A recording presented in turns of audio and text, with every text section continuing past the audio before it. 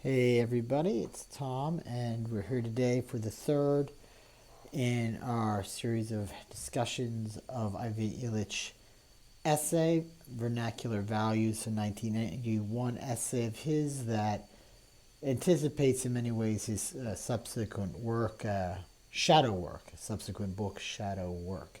And previous section, the section 2, what was foregrounded, was the manner in which Antonio Elio de Nebrija in the late 15th century offered the first modern grammar, an artifact as he termed it, which he then submitted as a proposal for the patronage of Queen Isabella of Spain, and how this standardization of the Spanish tongue was part of a project to constrain the vernacular domain, and in this respect, prefigures of movement away from a world where the vernacular has a certain primacy to one in which the imperial, eventually the industrial, asserts itself, straining for a kind of dominance which one might suggest is apparent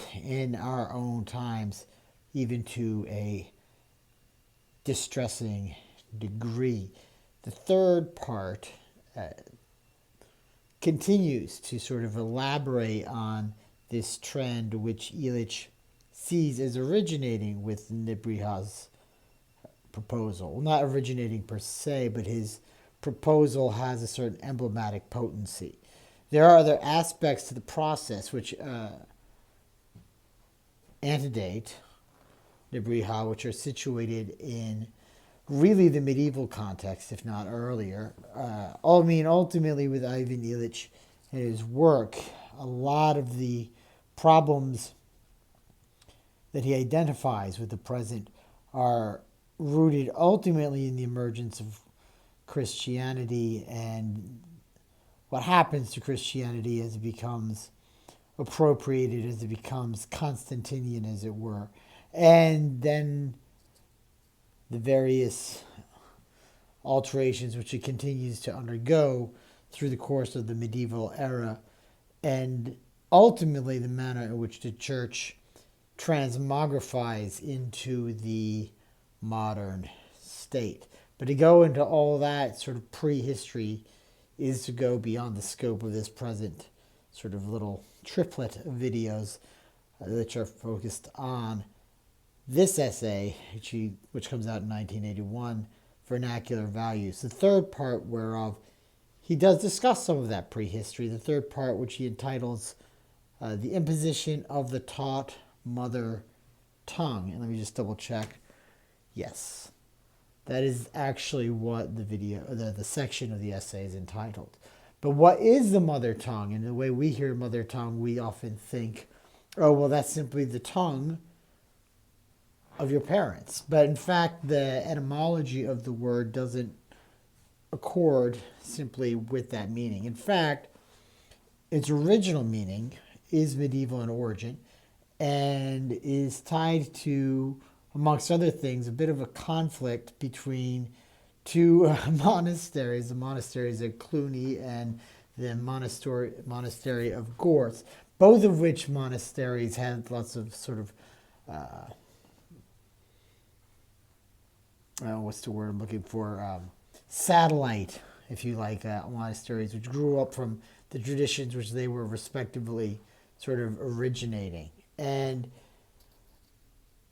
these are developments around the 8th, 9th, 10th century, through which what you have is the notion of the mother tongue as that being used by the priest when he's not speaking in Latin, but is yet speaking to their congregation, his congregation, as it were. And it's also connected, by the way, to the sort of historically unique way in which the church situates itself as a mother. Now, what's crucial here, and in a way, Illich is kind of hinting at a sort of almost psychoanalytic tact, is the way in which these institutions are supplanting the actual mother. the actual organic relationship of the family through the invention of a kind of need which can purportedly only be met by an institution despite that need being perceived as universal. And thus we see ultimately the relevance of the Briha and the project of standardizing language and the creation of a formal quote-unquote mother tongue that's borrowing from this medieval tradition.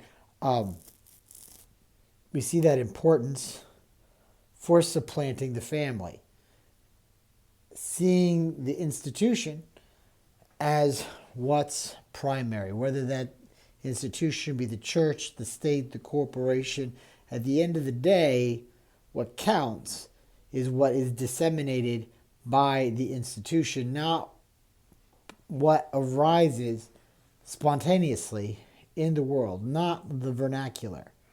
This is the hallmark, Illich would say, of the commodity-intensive society, a society which is marked by the need to place people in dependency.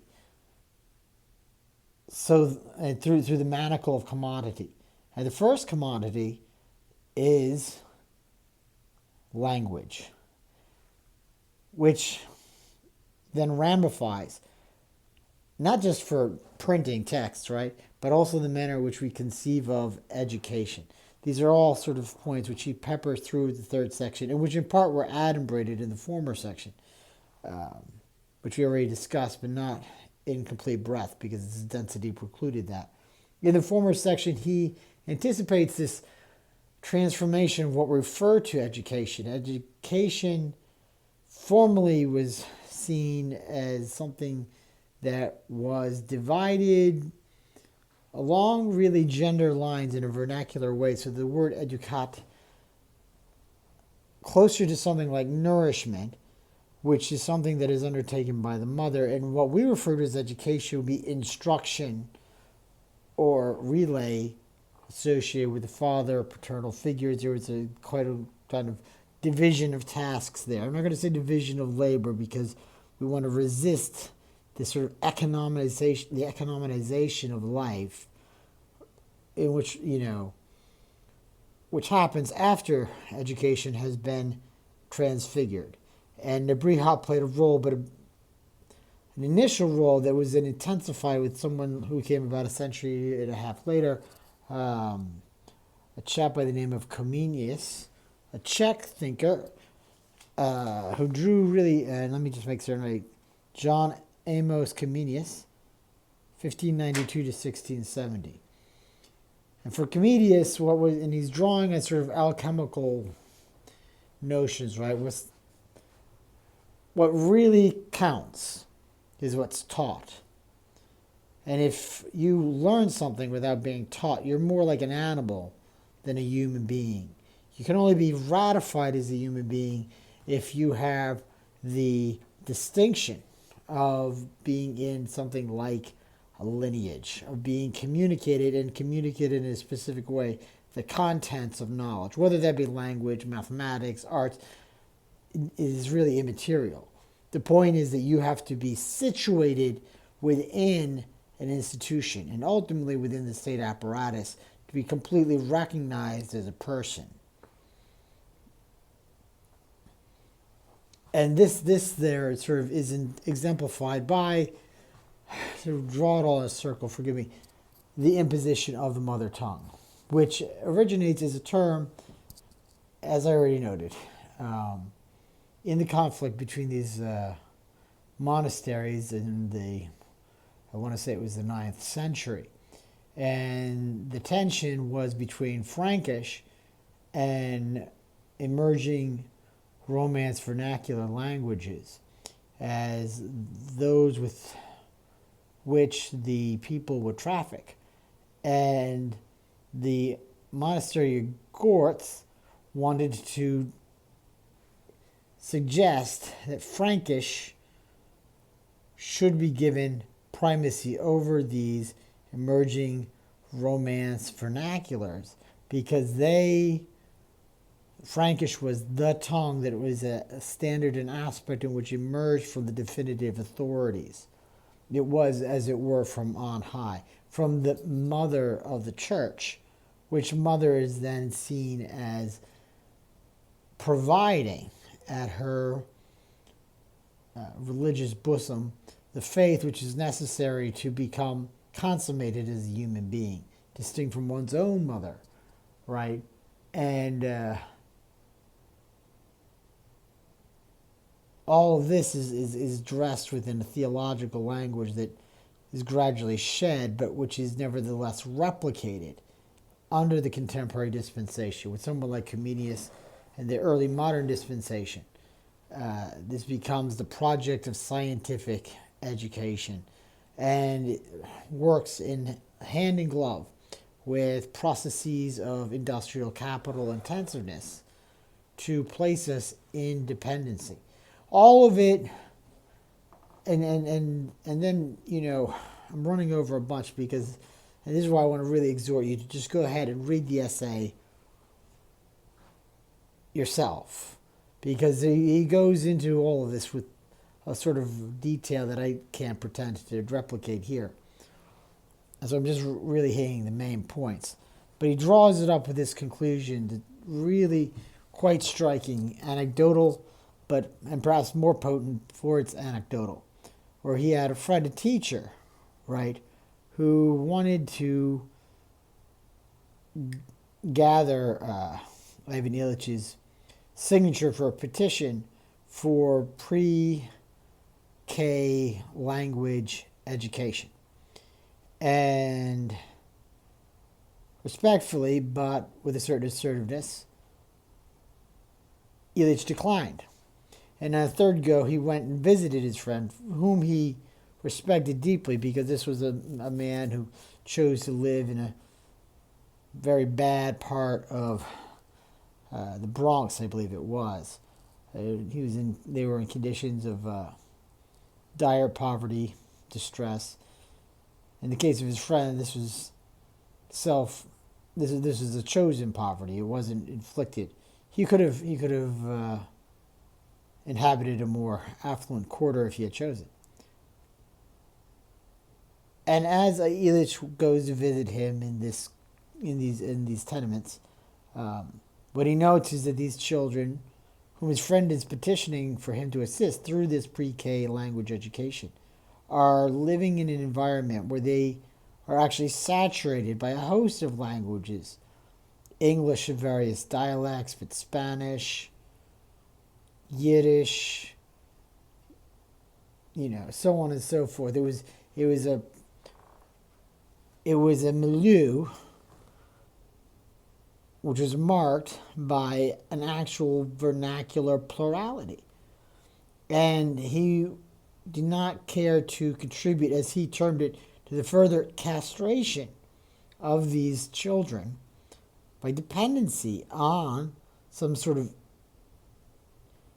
administrative ministry, by insisting that they hew to the standard, the monolingual standard of a mother tongue, which is what this kind of educational program would have been in effect doing.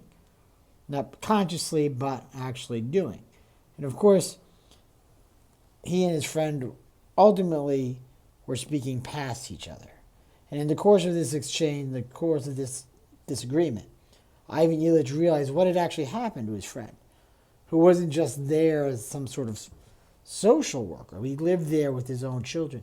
He had become, even with regard to his own children, someone who is in loco magistri, as opposed to in loco parentes, right? In place of the parent had become so conditioned as to be there in place of the teacher, the magistrate, the administrator, the priest of, at our times, secular insistency. A tragic circumstance where the love that we can spontaneously feel toward each other, toward our children, is distorted because we live in a context which compels us to genuflect before a very narrow, very constraining standard of what constitutes bona fide knowledge.